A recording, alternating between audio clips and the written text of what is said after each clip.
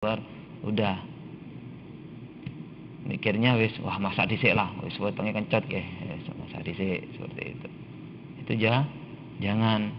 Biasanya sholat sunnah, ada waktu sholat sunnah, ya kerjakan sholat sunnah qabliyah ba'diyahnya, biar kita tidak termasuk orang yang munafikin.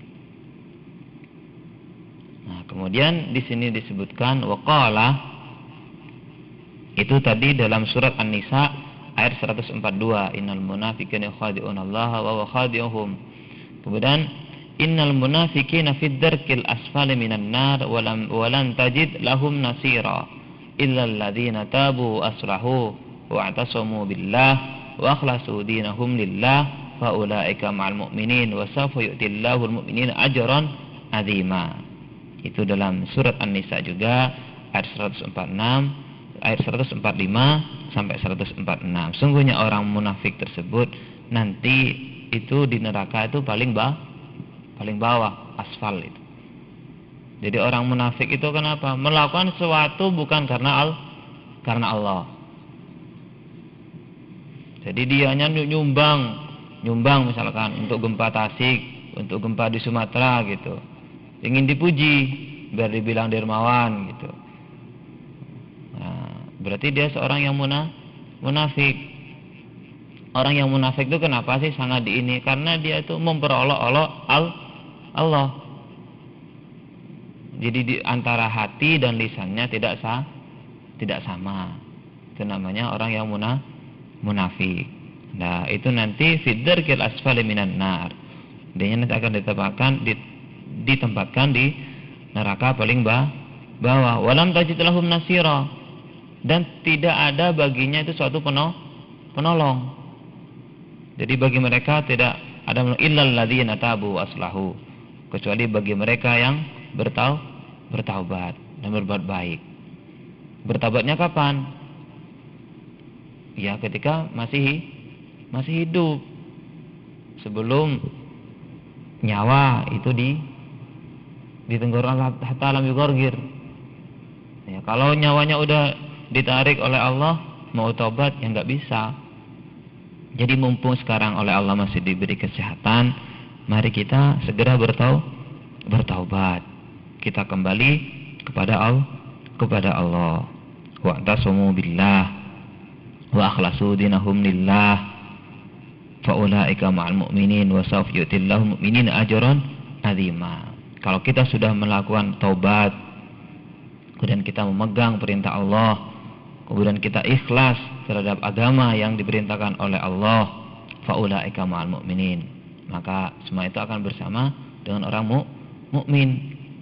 Jadi bagi kita yang melakukan dosa besar, minum khamar, zina, membunuh seorang gitu, pokoknya termasuk kabair, dosa-dosa besar.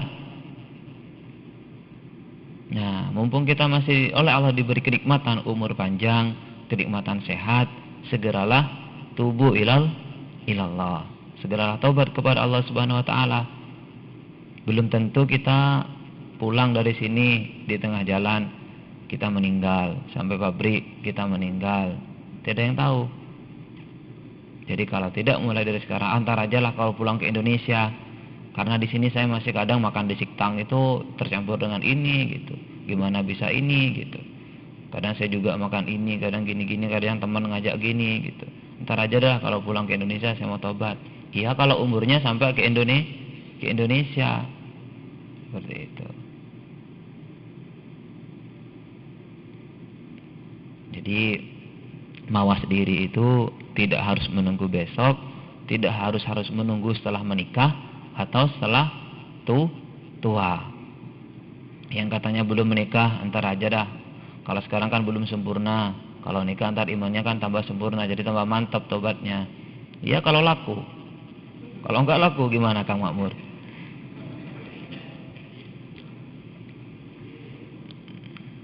Jadi kayak Pak Abu misalkan, di tempatnya banyak orang Indonesia semua gitu. Ya syukur-syukur di sana teman-temannya pada ngikut semua gitu. Alhamdulillah seperti itu. Dan bagi mereka yang demikian tadi akan mendapatkan pahala yang mulia. Ajrun azimah tersebut pahala yang agung dari Allah Subhanahu wa taala. Jadi kata setan itu ketika dikeluarkan dari surga meminta kepada Allah. Meminta kepada Allah. Iya, enggak apa-apa ya Rabb, saya dikeluarkan dari surga, tapi saya minta kepada Engkau ya Allah, saya itu akan menggoda anak cucu Adam hingga hari pembalasan gitu. Iya, enggak apa-apa, lalu diizinkan untuk menggoda manusia seperti itu. Kemudian janji Allah apa bagi manusia? Ya enggak, bagi manusia oleh Allah diberi keringanan. Berarti siapa yang melakukan dosa besar kemudian dia akan bertobat benar, taubatan nasuha, maka dianya seperti halnya orang yang baru lahir, seperti itu. Jadi enggak, mohon kita itu enggak usah nunggu besok atau lusa.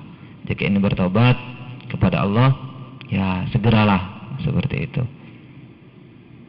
Biar kita termasuk mendapatkan orang mukmin yang mendapatkan ajrun azimah.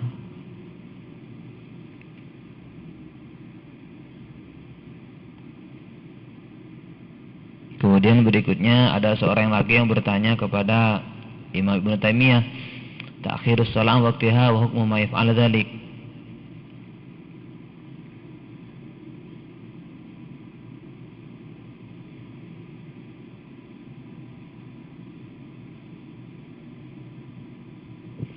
Pertanyaannya begini, an aqwam, dari beberapa kaum, jika ada beberapa kaum yang mengakhirkan sholat malam sampai siang, li asyghali lahum min zar'in, karena dianya itu adalah orang yang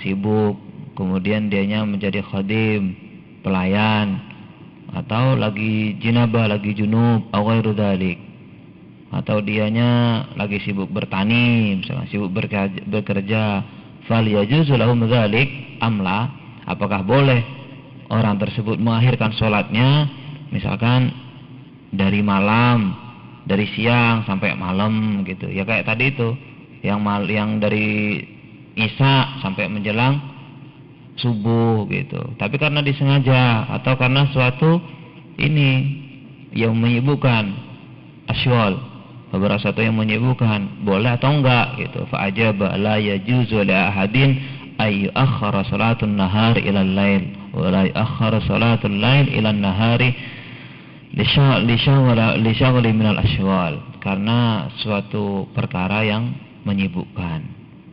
Jadi sesibuk apapun kita, karena kita itu tercipta, wa ma khalaqtul jinna wal insa illa liya'budun, karena kita memang tercipta untuk menyembah kepada Allah. Jadi sesibuk apapun kita, jika ada waktu di waktu siang, tunaikanlah sholat. Istirahat misalkan jam 3 10 menit, jika memang itu memungkinkan, segeralah sholat, seperti itu. Misalkan jadi ada saudaranya, tetangganya lagi ada walimatul arus gitu, kita diundang untuk bantu-bantu sehingga kita nggak sholat, itu nggak boleh. Jadi maka segeralah untuk mendirikan sholat.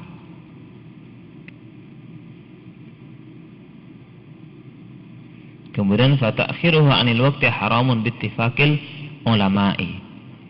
Jadi sesungguhnya mengakhirkan sholat 'anil waqti, dari waktu yang ditentukan, haramun iku haram bittifaqil ulama'i, kelawan sepakati ulama.